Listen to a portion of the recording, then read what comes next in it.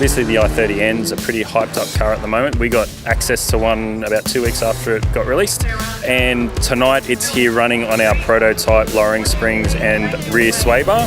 We've gone with about a 25mm drop on the lowering of the car, and we've gone to a 22mm 2-point adjustable rear sway bar. Turn-in is amazing on the car. I think the i30N community is going to be pretty stoked with what we've been able to achieve. We haven't gone nuts, we haven't had to. On a front-wheel drive car like that, a rear sway bar has a dramatic effect on turn-in and handling. So I think, yeah, the i30N marketplace and community is going to be pumped on what Whiteline's got coming.